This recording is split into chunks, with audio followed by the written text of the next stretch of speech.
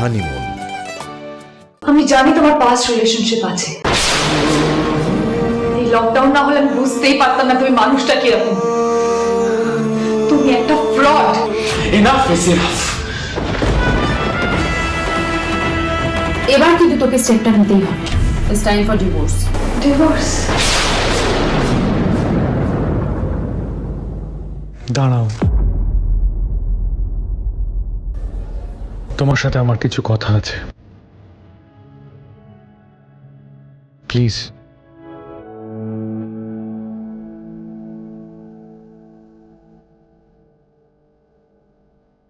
বলো। আমি মনে করি কোনো কিছুই জোর করে হয় না। সম্পর্ক তো নয়, আর যে সম্পর্কে তুমি 100% দিতে পারবে না, সে সম্পর্ক জোর করে টিকিয়ে রাখার থেকে না রাখা ভালো।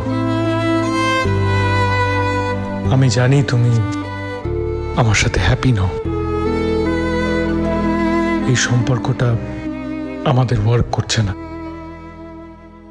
তাই তুমি যদি চাও আমি তোমায় ডিভোর্স দিতে পারি।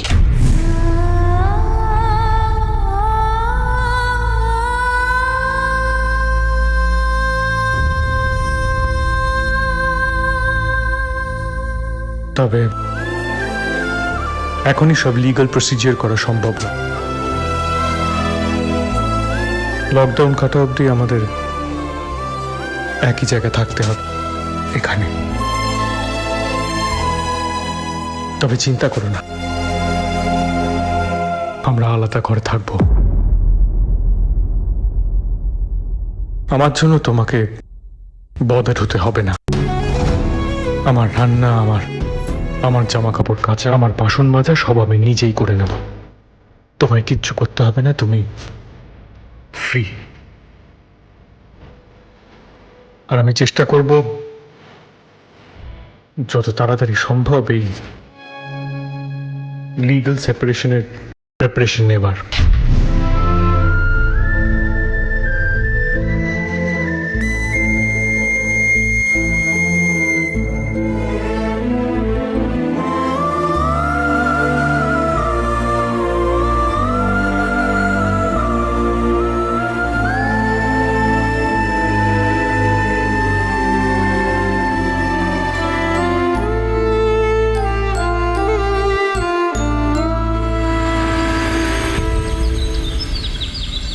রাজীব নিজে আজকে আমাকে ডিভোর্সের কথা বলল।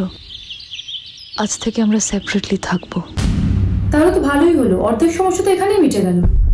রাজীবকে বিয়ের আগে একটু চিনতে পারলাম না। বাবা মাকে ফেস দেখাবো কি করে? দেখ, আঙ্কেল আন্টি কিন্তু তোর ভালো চান। ইনিশিয়ালি ওনারা কষ্ট পাবেন, কিন্তু যেই বিয়েতে তুই খুশি নেই, তুই ভালো নেই, সেই বিয়েতে আটকে থাকার তো কোনো মানে হয় না। আর এই কথাটা ওনারা ঠিক বুঝবেন। আর রইল বাকি সোসাইটির কথা, তাদের কথায় কি এসে যায়? একদম শুনবি না, কারোর কথা শুনবি না। তোর ভালো থাকাটাই ইম্পর্টেন্ট, বুঝলি? আর আমার যে লয়ার আছে, ও খুব এফিশিয়েন্ট। আমার ডিভোর্স পেতে কোনো চাপই হয়নি। আমি তোর সাথে কন্ট্যাক্ট করে দেবো, ঠিক আছে? এবার একটু চাপ কমাতো, এনজয় কর লাইফটা। এখন রাখছি, পরে কথা বলবো। আচ্ছা ঠিক আছে, বাই, টেক কেয়ার। হ্যাঁ,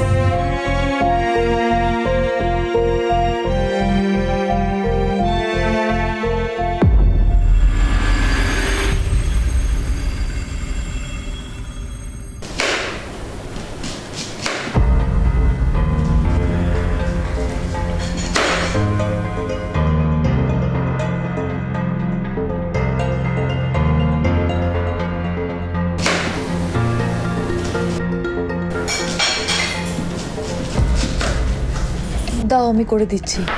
না থাক, আই ক্যান ম্যানেজ। আর আমরা নিজের কাজ নিজেরাই করব ঠিক করেছি। আমার তরফ থেকে অন্তত কোনো ভুল হবে না।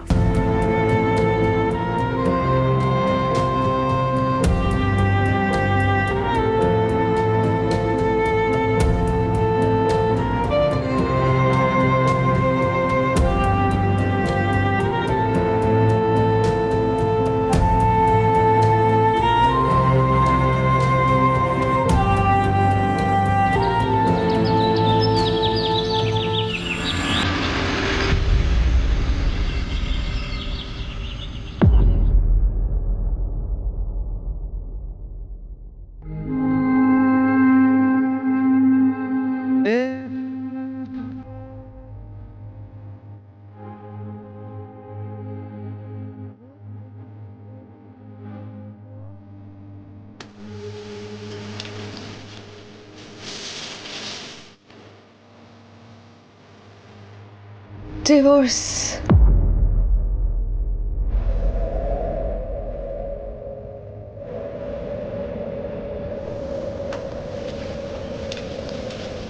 আমার কোনো কাজ করার তোমার দরকার নেই, আমি নিজের কাজ করতে পারি, আমার দয়া লাগবে না। দয়া করার মতো ক্ষমতা আমার নেই। আমি বাসন মাজছিলাম, দেখলাম পাশেই এই বাসনগুলো আছে, তাই মেজে দিয়েছি, আর কিচ্ছু না।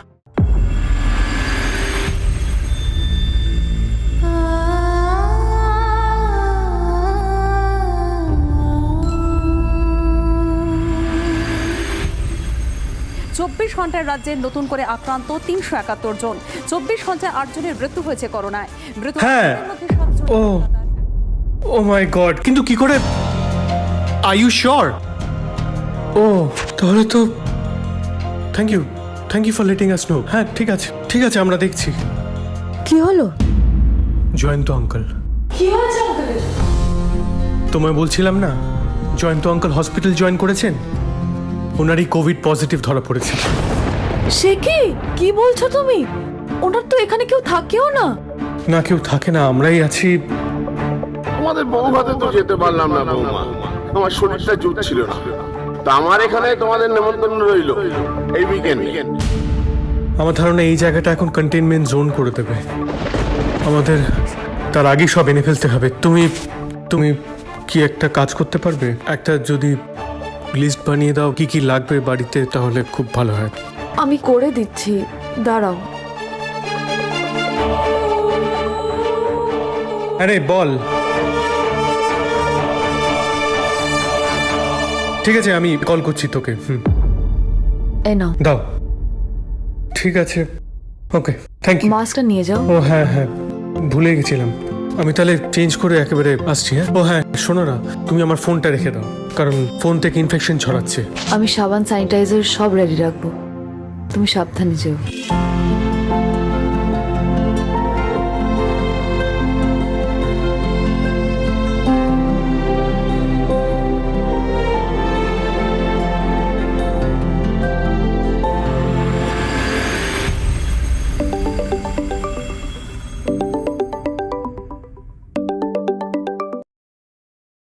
হ্যাঁ রেনুদি, বলো।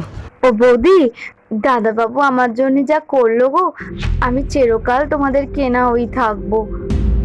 কি করেছে? কদিন আগে আমি দাদাবাবুরে ফোন করেছিলাম তো, ঘরে চারটে পেট, বড় ঘরে বসে আছে, খাবো কি?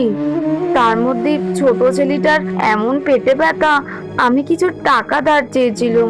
দাদাবাবুরে ফোন করতেই আমার 2 মাসের মায়না দিয়ে গেছেন। উনি যে আমার কি উপকার করলেন, কাজে যেতে পারছি না, তোমাদের খুব কষ্ট হচ্ছে বলো? না না, সেটা ঠিক আছে, তোমরা সাবধানে থেকো, এসব মিটে যাক তারপরে কাজে এসো, আর দরকার পড়লে ওকে ফোন করো। আচ্ছা বলছি যে সেদিন যে ও টাকা দিতে গেছিল, ও নিজে গেছিল? হ্যাঁ বৌদি, এই তো 3-2 আগের রাতের দিকে মোড়ের মাথায় আমার বড় ছেলেটারে পাঠালাম, দাদাবাবু নিজেই এসেছিলেন।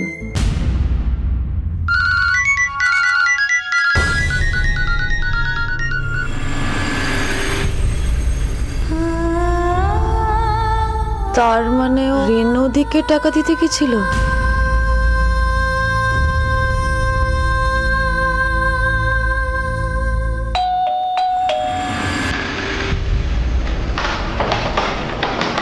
কোথায় সব?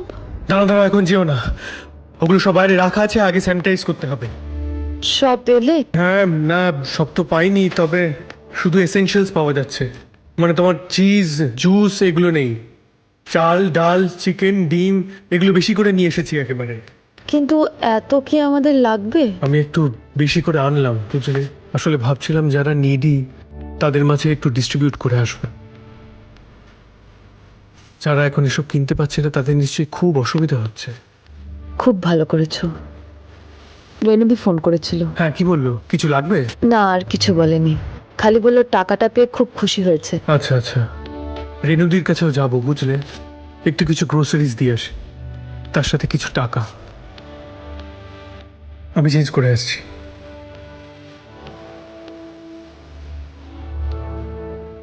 রাজীবের মধ্যে এই মানুষটাকে আমি আগে দেখতে পেলাম না কেন? শুধু ভুলগুলোই খুঁজে গেছি। আচ্ছা, জয়ন্তবাবু এখন কেমন আছেন? ও আচ্ছা আচ্ছা আচ্ছা, বলছি কোয়ারেন্টাইন সেন্টারে গিয়ে কি দেখা করা যাবে? ও হ্যাঁ হ্যাঁ, অফকোর্স অফকোর্স, রাইট। আচ্ছা আচ্ছা, ঠিক আছে ঠিক আছে, থ্যাংক ইউ থ্যাংক ইউ। কি বললো? জয়ন্ত আঙ্কেল ক্রিটিক্যাল, আর ওখানে গিয়ে তো দেখা করতেও দেবে না এরা। আমি বুঝতে পারছি না আমি কি করব। কি হবে যদি জয়ন্ত আঙ্কেলের ভালো মন্দ কিছু একটা হয়ে যায়?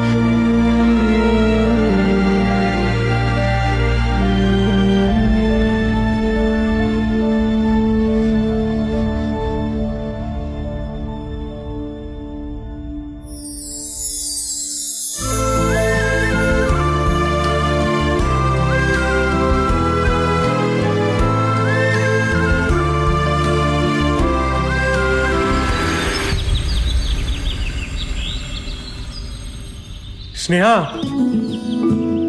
স্নেহা, কি হয়েছে?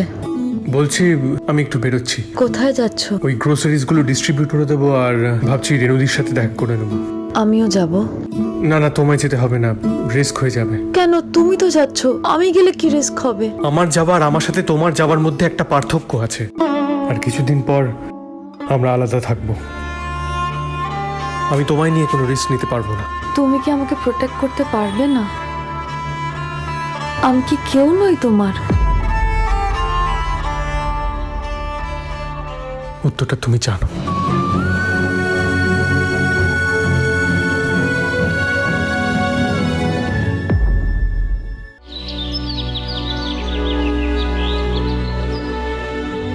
রাজীব তো এখনো ফিরলো না, ফোনটাও নিয়ে বেরোচ্ছে না যে। কি করেছে জানবো কোথায় আছে?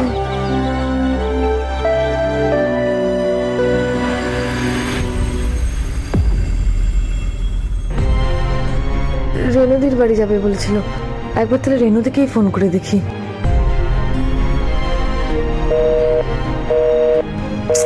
রেণুদির ফোনটাও লাগছে না, কি করি?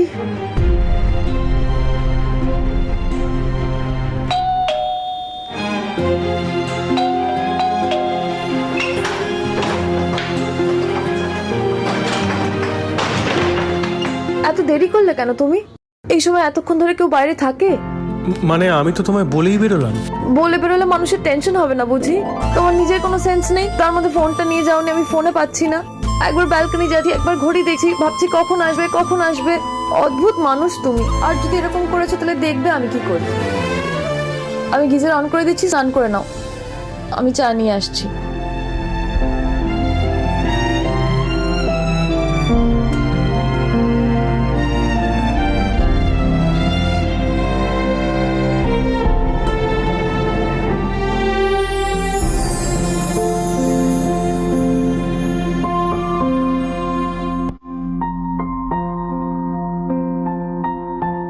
কিছু বলবে? চা এনেছিলাম, খেয়ে নাও। মামনি বলছিল এটা খেলে ইমিউনিটি বাড়ে, প্রোটেকশনও দেয়। কেন করছো এটা? কেন আমার কেয়ার নিচ্ছ? আর কদিন পরে তুমি চলে যাবে, তাহলে কেন? মনুষ্যত্বের খাতিরে বলতে পারো, আর কিছু নয়।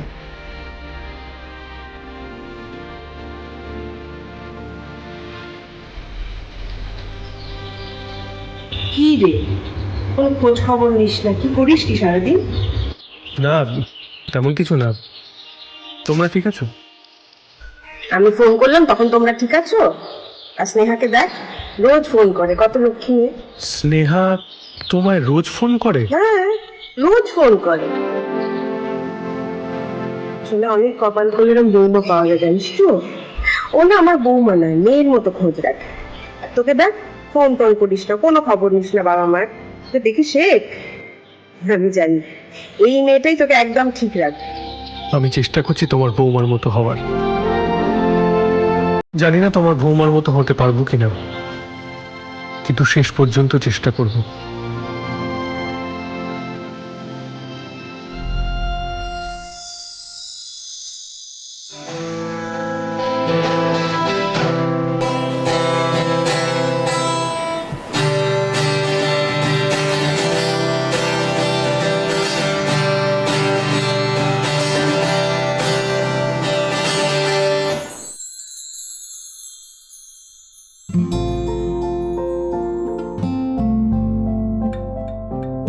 খুব ভালো লাগলো, থ্যাংক ইউ।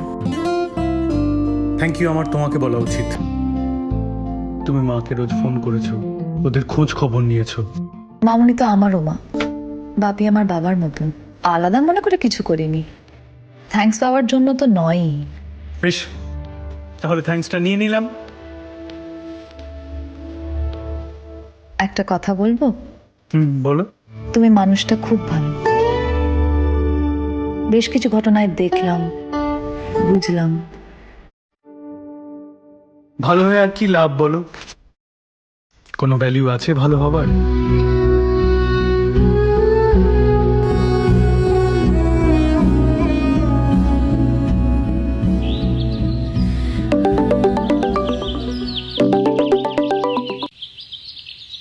হ্যাঁ রে, ও সবকিছু তোকে কনভিন্স করার জন্য করছে না তো? এতে আমাকে কনভিন্স করানোর কি আছে?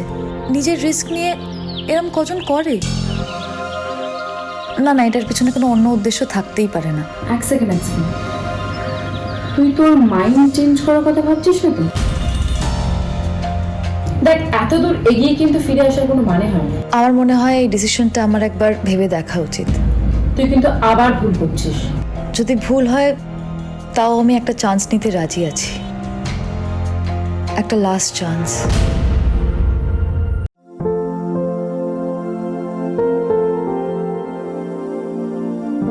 তুমি খাবে এখন? সার্ভ করব? হ্যাঁ, খেয়ে নিলেই হয়। আমার স্যান্ডউইচটা ফ্রিজে, আমি আসছি।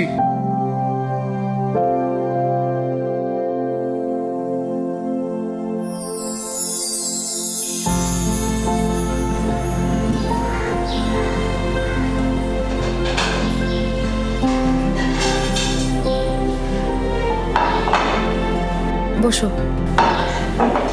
আমার তো স্যান্ডউইচ। ওটা এখন খেতে হবে না, সন্ধ্যাবেলায় খেও। কিন্তু ভাত তো তুমি রান্না করেছো, তোমার জন্য। আমি বেশি করেই করেছি, দুজনের মতো।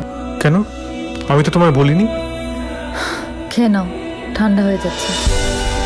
তুমি প্লিজ এগুলো করতে যেও না, আমার অকওয়ার্ড লাগে। এতে অকওয়ার্ড লাগার তো কিছু নেই। আমি নিজের জন্য রান্না করতামই, আর রোজ রোজ স্যান্ডউইচ খেলে শরীরটা থাকবে তো? মামুনি শুনলে কিন্তু খুব রাগ করবে। খেয়ে নাও, না হলে আমি মামুনিকে ফোন করব। বসো।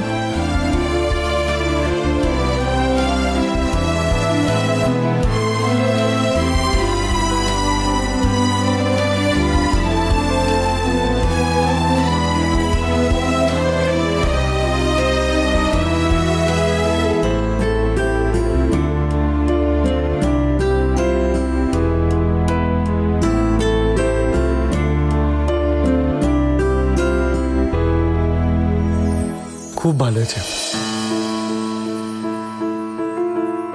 একেবারে মায়ের মতো। মামুনির থেকেই রেসিপি জেনে করেছি। যেন যখন চাকরির জন্য এখানে চলে আসি তখন সব থেকে বেশি মায়ের হাতে রান্নাটাই মিস করতাম। ছোটবেলায় এত খেতে ভালোবাসতাম না। মা চিংড়ি মাছ রান্না করতো, রান্না করে যেখানে রাখতো, খাবার আগেই ওখান থেকে তুলে তুলে খেয়ে নিতাম চুরি করে।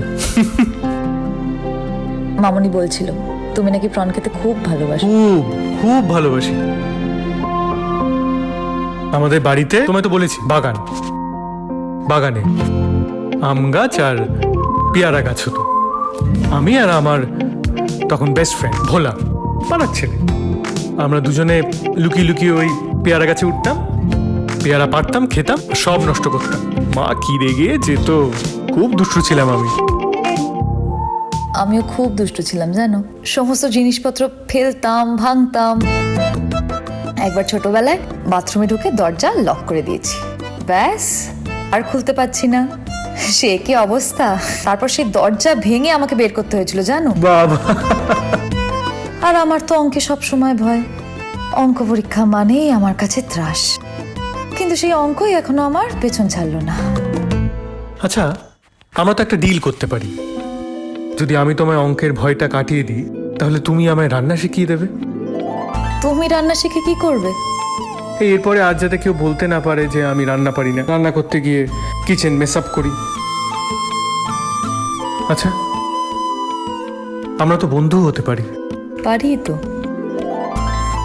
ইনফ্যাক্ট আমার মনে হয় তুমি খুব ভালো বন্ধু হবে রাজীব। আমি আর এবার তোমায় নিরাশ করব না। হ্যাঁ, আমি ভালো হাজবেন্ড হতে পারিনি, কিন্তু ভালো বন্ধু হবার চেষ্টা করব। আচ্ছা, একটা কথা জিজ্ঞেস করব? হ্যাঁ বলো। তুমি আমায় বিয়ে করতে কেন রাজি হলে? আমি বিদেশে চাকরি করব, বিদেশে সেটেল করব, শুধু এই কারণেই?